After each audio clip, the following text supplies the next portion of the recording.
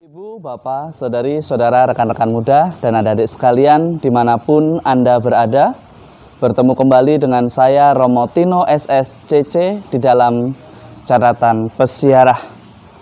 Di dalam perjalanan hidup kita, perlu kita mendasarkan hidup kita pada apa yang kita imani. Dialah sang pemilik kehidupan. Kita perlu menjadikan diri kita sebagai bait Allah. Bukan hanya kita beriman untuk gaya-gayaan, tetapi bagaimana kita menghidupi iman kita di dalam hidup kita yang melandaskan diri kita pada Tuhan. Sebelum kita mulai, marilah kita membuat tanda kemenangan Kristus. Dalam nama Bapa dan Putera dan Roh Kudus. Amin. Allah Bapa, cahaya kebenaran sejati, karena pewartaan para rasul kami mengenal kemuliaan nama-Mu.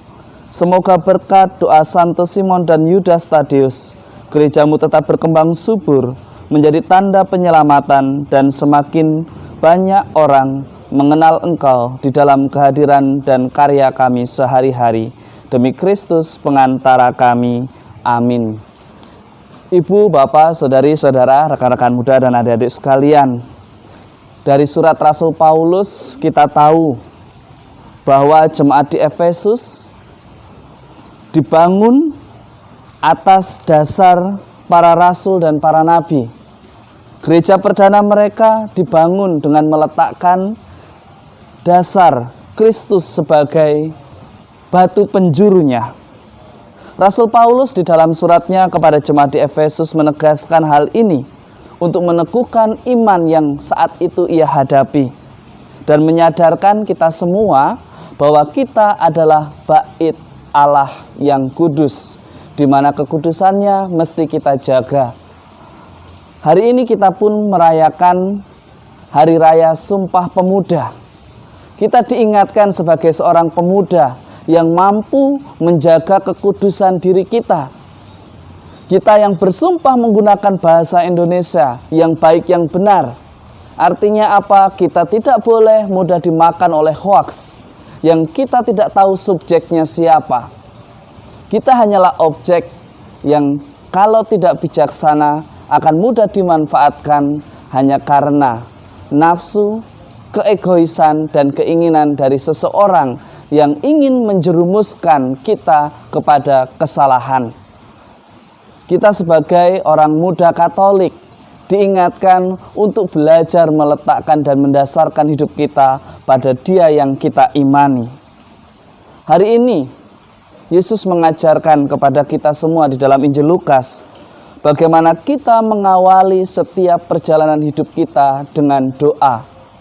Karena setiap pilihan yang kita ambil menentukan masa depan kita. Ketika kita tidak bijaksana, maka masa depan kita pun kita hancurkan karena kecerobohan dan juga ketidakbijaksanaan kita di dalam persiaran hidup kita. Bahkan Yesus berdoa semalaman suntuk hanya untuk memilih para muridnya. Apa yang mau diajarkan oleh Yesus di dalam pilihan, di dalam persiaran hidup kita, tidak ada yang main-main. Semuanya harus dipikirkan dengan serius. Semuanya harus diputuskan dengan bijaksana. Bukan hanya sekedar permainan. Karena hidup bukanlah permainan, tetapi hidup adalah pemaknaan. Sehingga hidup kita penuh makna dan penuh kebahagiaan, serta kehadiran kita menjadi sukacita bagi sesama kita. Mari kita belajar dari Rasul Simon dan Yudas Tadeus, bahwa mereka pun tetap setia, mereka tetap selalu melibatkan Tuhan di dalam karya mereka.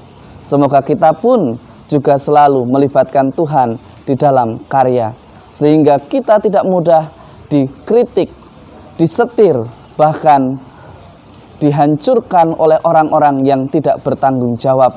Semoga berkat Tuhan selalu melindungi dan memberkati kita semua. Dalam nama Bapa dan Putera dan Roh Kudus. Amin. Ibu, Bapak, Saudari-saudara, rekan-rekan muda dan adik-adik sekalian, mari kita sebagai generasi penerus jangan mudah dimakan oleh hoaks. Dasarkanlah hidupmu pada Tuhan sehingga kita bisa berlaku bijaksana, adil, dan benar di dalam karya dan pelayanan kita. Selamat beraktivitas, Tuhan memberkati. Amin.